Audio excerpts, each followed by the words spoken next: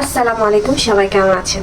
আমার গাছের সেই ভাইরাল মরিচ এগুলা দিয়ে ভাবছিলাম যে কি বানানো যায়, কি রেসিপি করা যায়, কারণ ওইভাবে কাঁচা মরিচ খাওয়ার অভ্যাসটা আমাদের একদমই নেই।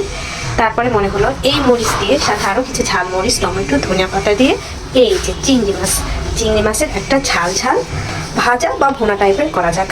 চলুন তাহলে শুরু করে দিই রান্না। তো আমার কাটা শেষ, ঝালমরিচও কেটে নিছি, টমেটো। এখন কথা হচ্ছে ধনিয়া পাতা তো লাগবে, কিন্তু ধনিয়া পাতা ফ্রিজে নাই। চলুন দেখি আমার বারান্দা বাগান থেকে 2-4টা ধনিয়া পাতা হারভেস্ট করা যায় কিনা। এই যে ইনাদের তো নেওয়া যাবে না, একদম কচি কাঁচা বাচ্চা, ইনারাও একই সাইজের। কই রে ধনিয়া পাতা কই? দেখি এনারাও তো কচি কাঁচা বাচ্চা। যাই হোক, তারপরেও এনাদেরকে আজকে কাজে লাগাই। ওদের আর বড় হইতে হবে না। আর একটু ধনিয়া পাতা না দিলে মানে ফ্লেভারটা জমবে না, এই আর কি।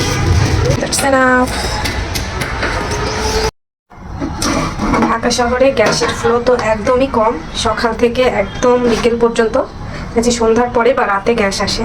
তো যার কারণে আবার সেই পুরাতন কড়াই নতুন করে ব্যবহার শুরু করছি, কারণ এগুলাতে তাড়াতাড়ি হিট হয়, রান্নাটা আর কি কিছুটা সহজ হয় গ্যাসের যে অবস্থা। আর এই যে এইগুলা মোটাগুলা বা ফ্রাই প্যানগুলাতে কিন্তু হিট হতেও যেমন দেরি হয়, রান্না হতেও দেরি হয়, যেহেতু গ্যাসের অনেক বেশি সমস্যা। এই তো আমার অনেক পুরাতন কড়াই, ওইটাতেই কিন্তু রান্না করি এখন রেগুলার মোটামুটি। চিংড়ি মাছগুলো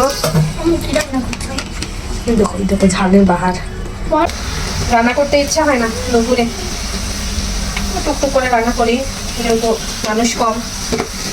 তারপর লবণ দিয়ে দিলাম, হলুদ দিয়ে দিলাম, সামান্য পরিমাণ মরিচ গুঁড়া দিব, যেহেতু কাঁচা মরিচ দিব বেশি করে, জিরা গুঁড়া,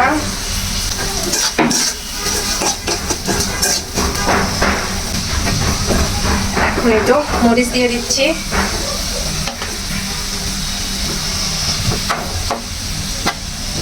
ঝাল মরিচও দিয়ে দিলাম, পেঁয়াজ দিয়ে দিলাম,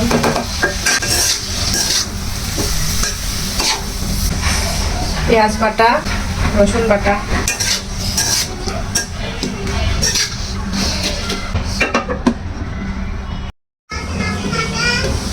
এটাই শেষের দিকে। এখন টমেটো দিয়ে দিব, টমেটো দিয়ে আরো কিছুক্ষণ রান্না করব।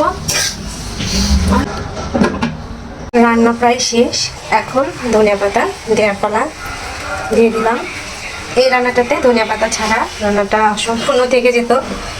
তো ওই যে বারান্দায় টুকটাক কিছু লাগালে কিন্তু আসলে বিপদটা করে ভালোই কাজে দেয়। এই তো রেডি, একদম কালারটা কিন্তু একদম জোস আসছে। এখন খাবার পালা।